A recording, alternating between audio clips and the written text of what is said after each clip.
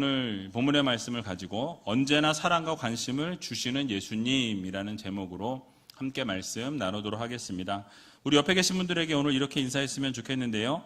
주님은 우리에게 관심이 많으십니다. 주님은 우리에게 관심이 많으십니다. 그렇습니다. 하나님께서는 여러분들에게 늘 사랑과 관심을 가지고 계신다라는 이 사실을 꼭 믿으시고 힘들고 어려울 때일지라도 하나님께서 늘 여러분과 함께 하시고 동행하시고 붙들고 계신다라는 사실을 꼭 믿으시고 믿음으로 잘 극복하고 이겨낼 수 있는 하나님의 귀한 자녀들이 다 되시기 바랍니다. 여러분 한 주간 동안 잘 지내셨습니까? 예, 저도 여러분들의 기도로 잘 지냈고요. 보니까 이 교육부 다음 세대 자녀들 어제 모습들 또 금요일 날 보니까 너무 행복해하고 너무 즐거워해서 저도 참 기쁘고 즐거웠습니다. 이제 무사히 성경학교는 잘 마쳤고요. 이제 광고에 말씀드린 것처럼 우리 중고등부 학생들 또 우리 청년들이 이제 수련회를 앞두고 있습니다. 8월 중에 갈 텐데 여러분들 지속적으로 기도해 주시고 이 학생들 때에 예수님을 정말 인격적으로 만나고 주님을 직접적으로 만나야 그들의 인생이 바뀌어지게 되고 그 인생이 터닝 포인트가 이번 수련회가 되었으면 저는 좋겠습니다. 저도 수련회 때 터닝 포인트가 되어서 하나님 앞에 헌신하기로 작정하고 이 목회의 길을 그때 작정한 이유로 지금까지 걸어오고 있습니다. 이 모든 것이 하나님의 은혜라고 생각하고요. 그래서 이 학생들도 하나님 앞에서 그 수련회가 터닝 포인트가 될 수 있도록 여러분들이 기도해 주시면 너무너무 감사하겠습니다. 자, 이제 날씨가 무더워질 거라고 예보가 나왔더라고요. 여러분 건강을 잘 챙기시고 또 코로나가 퍼지고 있는 상황 가운데 있으니까 여러분 조심하셨으면 좋겠습니다. 자, 오늘 본문은 여러분들이 잘 아시는 이 오병이어의 사건 이후에 다시 한번 칠병이어의 기적을 나타내시는 주님의 그 사건이 기록되어 있는 본문입니다. 자, 이 말씀을 통해서 하나님께서 우리들에게 주시는 교훈의 말씀이 무엇인지 같이 한번 생각해 보는 시간을 갖도록 하겠습니다. 자, 먼저 우리가 살펴보게 될 이 칠병이어의 기적은 이 마태복음과 마가복음에만 기록이 되어져 있어요. 반면에 이 오병이어의 기적 같은 경우는 이 떡 5개와 물고기 2마리로 5,000명을 먹이신 이 사건에 대해서 기록하면서 이 사복음서 마태, 마가, 누가, 요한 전체에 다 기록되어져 있는 것을 보게 됩니다. 자, 그런데 어떤 학자들은 이 오병이어의 기적과 칠병이어의 기적을 구분하지 않고 사실은 동일한 기적인데 숫자나 이런 것들을 잘못 표기한 것이다 라고 이야기하는 학자들이 많이 있는 것을 보게 됩니다. 자, 하지만 이 기적들의 내용 전체를 보고 여러 가지 정황상으로 다른 사건이었음을 우리가 알 수 있다라는 사실이에요. 자, 그 증거들에 대해서 먼저 좀 말씀을 드리려고 하는데요. 자, 먼저 예수님께서 이 두 기적에 대해서 독립적인 사건이라는 것을 직접 언급하시고 말씀하시는 것을 우리는 보게 됩니다. 주님의 입으로 증언하셨다라는 것인데요. 이 마가복음 8장 19절에서 20절 말씀 같이 한번 읽어보겠습니다.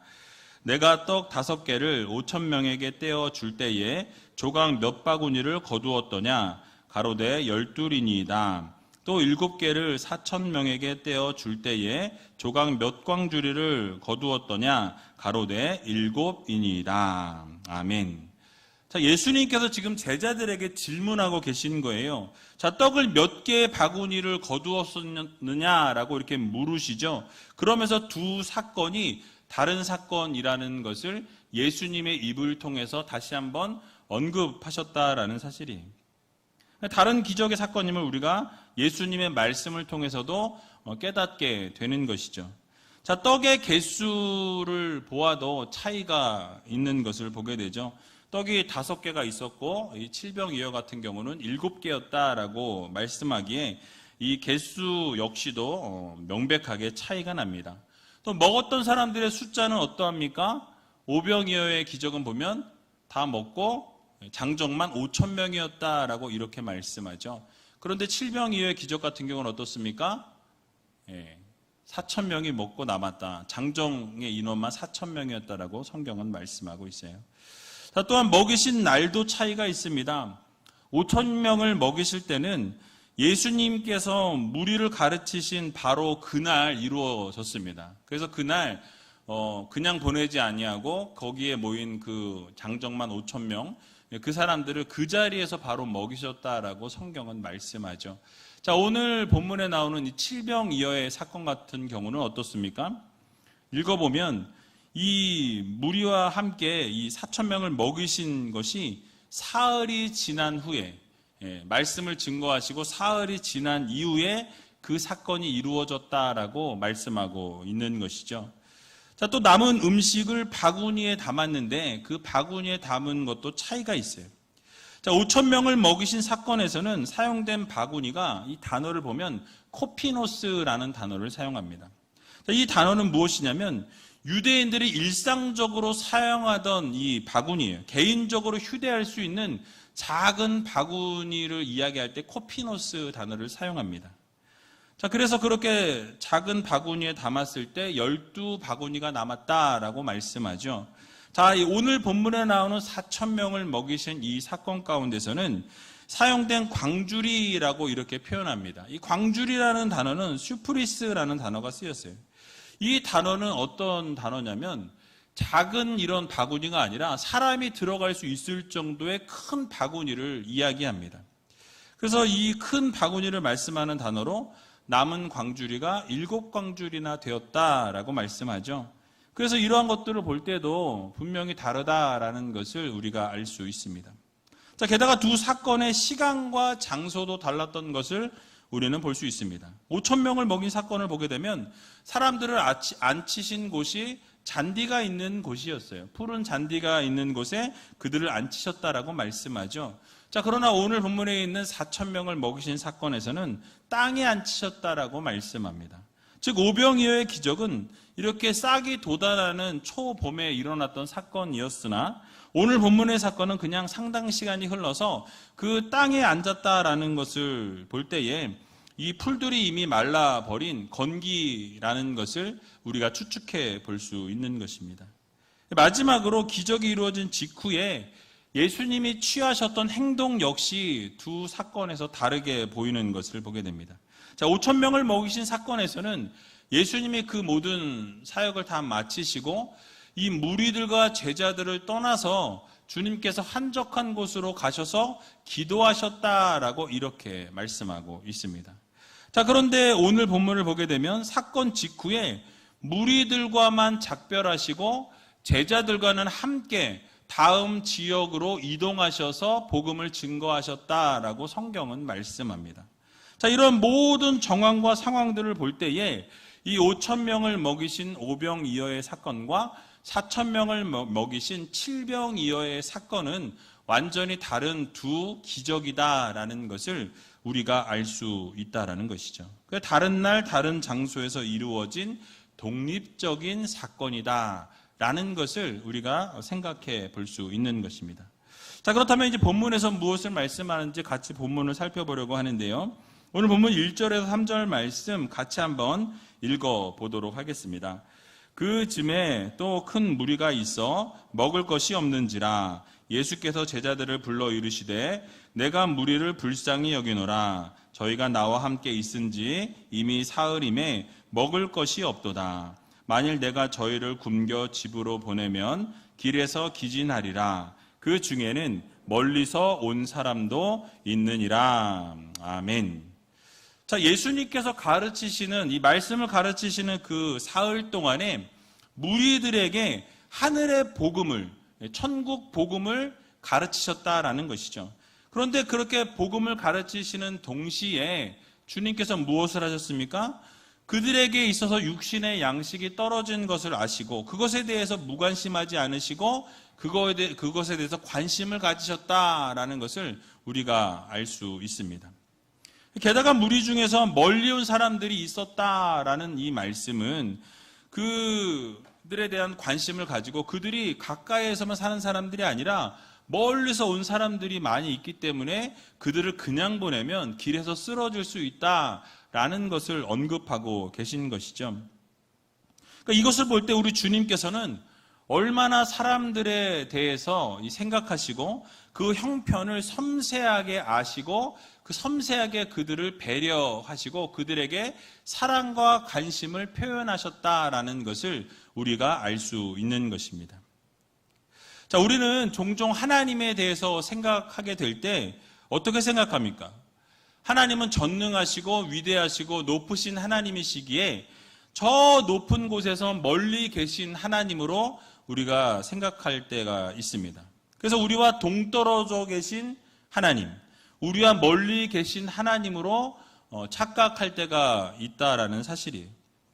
그리고 또 영이신 하나님이시기 때문에 육신을 가진 우리들과는 다르다라고 생각하는 것이죠. 그래서 인간들이 겪고 있는 온갖 애환과 고난과 고통과 어려움들을 이 하나님께서는 전혀 모르실 거다 또는 무관심하실 거다라고 생각하기가 쉽다라는 것이죠.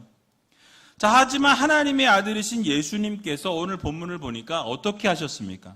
하늘의 진리를 가르치시면서 하늘나라를 선포하시면서 그것에서 멈춘 것이 아니라 그들의 필요를, 그들의 상황에 적절하게 주님께서는 대응해 주시기 원하셨다는 거죠. 육신의 양식에 대해서도 주님은 관심을 가지고 계셨던 것을 보게 됩니다. 그래서 멀리서 온 사람들이 겪어야 할 어려움에 대해서도 헤아리고 계셨다라는 것을 알 수 있는 것이죠.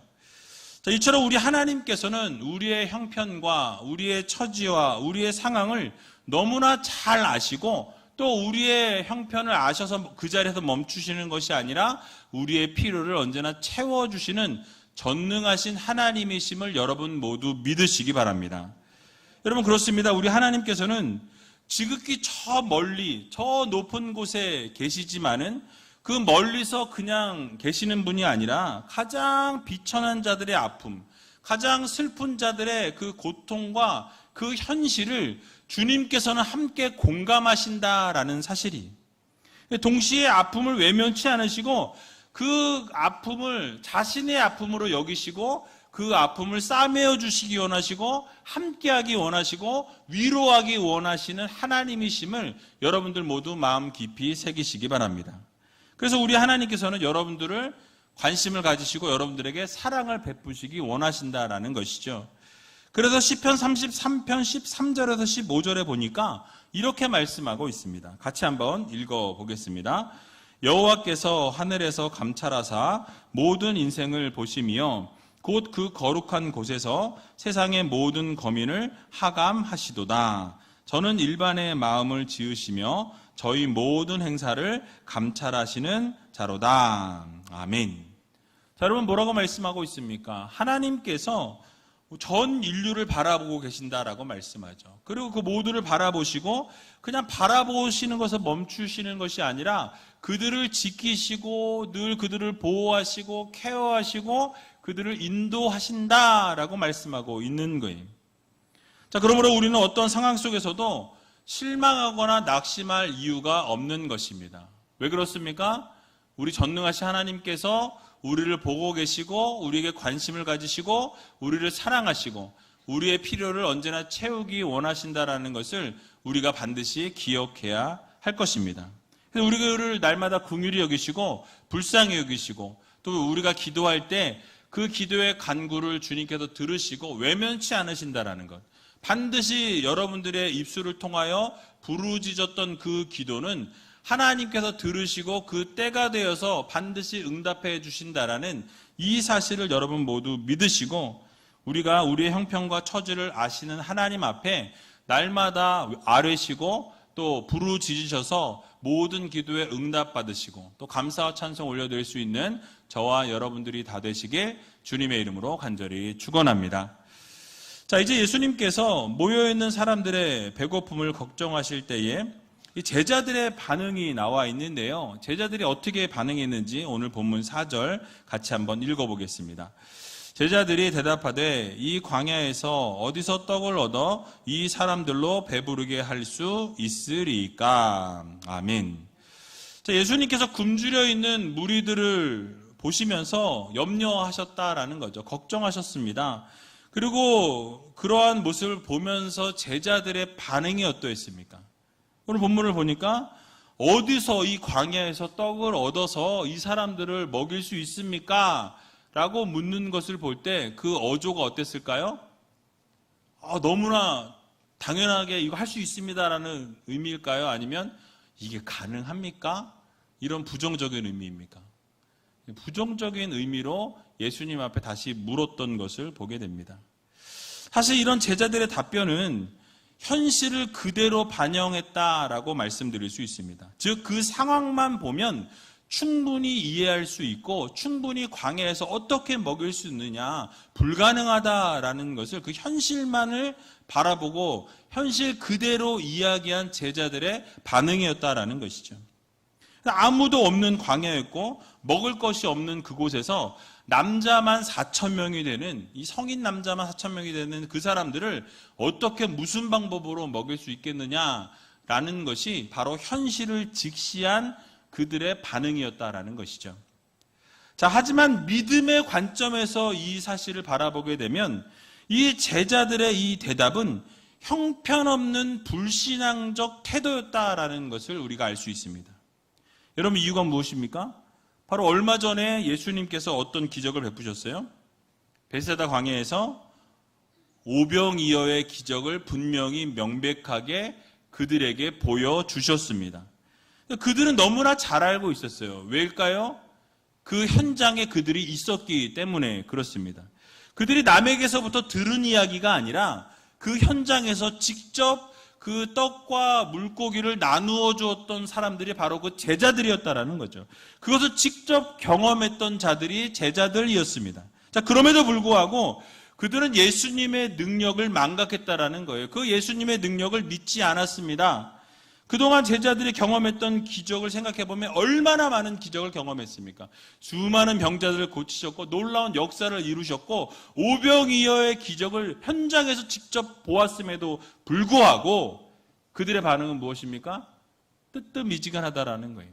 그것을 보면서 어떻게 4,000명이나 되는 이 인원을 먹일 수 있습니까? 광야인데 어떻게 할 수 있습니까? 라는 반응을 주님께 보이고 있다라는 것이죠. 여전히 주님을 전적으로 신뢰하지 못하고 전적으로 믿지 못하는 이 제자들의 안타까운 모습을 보여주고 있는 거예요. 여러분, 우리는 이 제자들의 모습을 보면서 실망하는 그런 마음을 가질 수 있습니다. 실망스럽죠. 왜냐하면 그렇게 예수님이 능력을 베푸셨고 기적을 베푸셨는데 어떻게 그렇게 예수님을 따라다니면서 예수님을 하나님이라 믿으면서 어떻게 그런 믿음밖에 되지 못하는가 라고 우리는 생각해 볼 수 있습니다. 그런 제자들의 불신앙적인 태도와 그런 모습이 참 안타깝다라는 것이죠. 하지만 그런 주님의 제자들의 그런 모습을 보면서 과연 우리는 손가락질을 할 수 있는가에 대해서는 다시 한번 생각해 볼 필요가 있습니다. 여러분, 우리들의 모습은 어떠합니까? 우리들의 모습도 가만히 들여다보면 이 제자들의 불신앙적 모습과 별반 다르지 않은 것을 볼 수 있다는 사실이. 여러분, 지난 시간들을 돌아보시면 얼마나 많은 기적과 얼마나 많은 은혜가 여러분의 삶에 있었습니까? 하나님의 은혜로 오늘날 이 순간 이 자리까지 오게 되었다라는 사실이. 그러니까 많은 은혜를 하나님께서 주셨고 힘들고 어려운 상황 가운데서도 그 문제를 해결해 주신 하나님을 우리가 늘 경험하면서 살아왔다라는 사실이. 자, 그럼에도 불구하고 어떻습니까? 문제를 만날 때마다, 어려움에 봉착할 때마다, 힘든 일이 생길 때마다 우리의 삶을 돌아보면 예수님이 동행하시는 것을 알고 예수님이 도우시는 것을 알고 예수님께서 모든 것을 책임져 주신다는 것은 지식적으로는 알지만 그 문제를 만날 때마다 낙심했고 그 문제를 만날 때마다 좌절했고 절망의 시간 가운데 빠져들었다라는 거예요. 그리고 그 가운데서 무엇을 했습니까? 원망과 불평하는 삶을 살았던 우리의 모습이었다라는 사실이에요. 그러니까 제자들의 모습과 별반 다르지 않다라는 사실이. 그러나 여러분, 이스라엘 백성들도 동일한 모습으로 살았던 것을 우리는 성경을 통해서 보게 됩니다.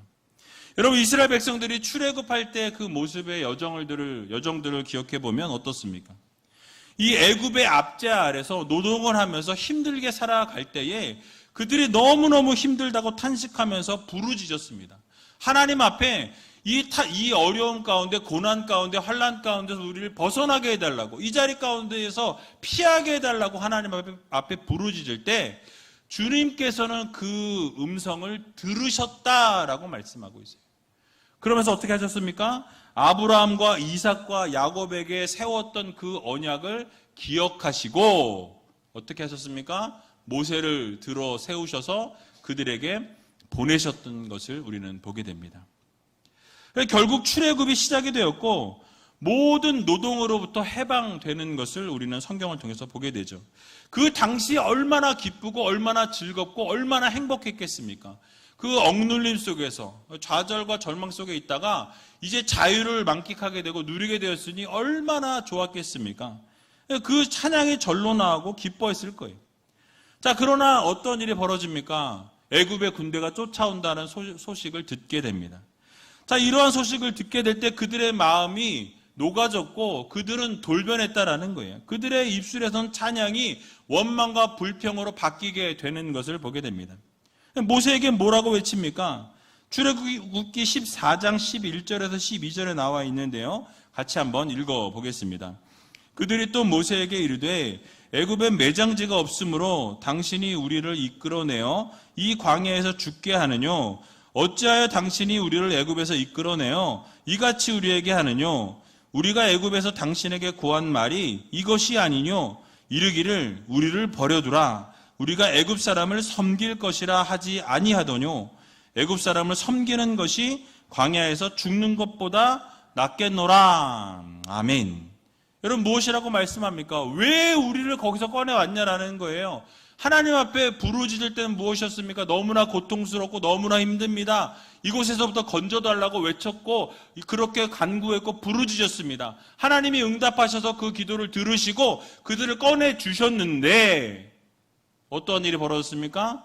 고난을 만나는 그 순간 그들은 돌변했다라는 거예요. 감사와 찬송이 원망과 불평으로 바뀌게 되었고 왜 우리를 꺼내서 이 광야에서 죽게 했냐고 우리가 그 애굽을 섬기겠다라고 하지 않았느냐라고 원망 불평하는 것을 보게 되는 것이죠. 그러나 결국 어떻습니까? 하나님께서 기적을 베풀어 주셔서 이스라엘 백성들은 홍해 가운데서 건지시고 모든 애굽의 군대들은 홍해에 수장되었다라고 성경은 말씀하고 있습니다. 여러분 그 기적을 그 현장에서 이스라엘 백성들은 맛보았지만 광야 생활 가운데서 또 어려움을 만나고 고난을 만났을 때 만날 때마다 원망 불평하는 것을 우리는 성경을 통해서 볼 수 있다라는 사실이에요. 여러분 우리의 삶에도 마찬가지입니다. 우리의 삶에서도 하나님이 늘 역사하시고 인도하시고 여러분의 삶을 책임져 주시고 늘 동행하심에도 불구하고 우리는 고통을 만날 때마다 어려움을 만날 때마다 힘든 상황에 봉착할 때마다 우리는 어떻습니까? 우리도 이스라엘 백성들처럼 제자들과 동일하게 원망과 불평을 쏟아내는 모습을 우리 안에 가지고 있는 것을 볼 수 있다는 사실이에요. 그러나 우리 모두는 하나님께서 위대하신 하나님이시고 전지전능하신 하나님이시고 모든 것을 하실 수 있는 하나님이 나와 함께 하시고 나의 하나님이라는 이 사실을 여러분들 모두 믿으시기 바랍니다. 그래서 우리 하나님께는 능치 못할 일이 없다라는 것을 기억하시면서 하나님 앞에서 정말 우리가 하나님 안에서 모든 것이 가능하다라는 이 사실을 여러분 마음 깊이 새기시고 날마다 하나님 앞에 간절히 간구하셔서 그 모든 문제를 해결받고 모든 문제로부터 자유할 수 있는 온전하게 신실하게 하나님을 전적으로 신뢰하고 의지하고 믿을 수 있는 귀한 우이제일교회 모든 성도님들이 다 되시길 주님의 이름으로 간절히 축원합니다. 자, 이제 마지막으로 5절 말씀을 읽고 말씀을 마치도록 하겠습니다. 예수께서 물으시되 너희에게 떡 몇 개나 있느냐? 가로되 7이로소이다 하거늘. 아멘. 자, 예수님께서 이렇게 떡이 몇 개나 있느냐라고 물으신 것을 생각해 보면 힌트를 주고 계신 거예요. 여러분 어떤 힌트를 주고 계신 겁니까? 가진 떡이 몇 개 있느냐라고 물으셨다라는 것은 다시 한번 기적을 나타내시려고 하는 사인이에요. 여러분 오병이어의 기적 가운데서도 떡이 몇 개나 있느냐고 물으실 때 결국 알아보고 떡이 5개 있는 것, 물고기 2마리가 있는 것을 얻게 되는 것을 보게 되죠.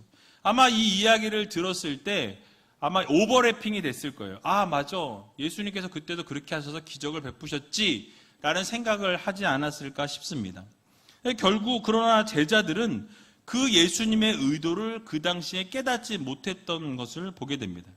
자신들이 가지고 있었던 떡이 그저 7개였다라고 기계적으로 대답하는 것을 보게 되죠.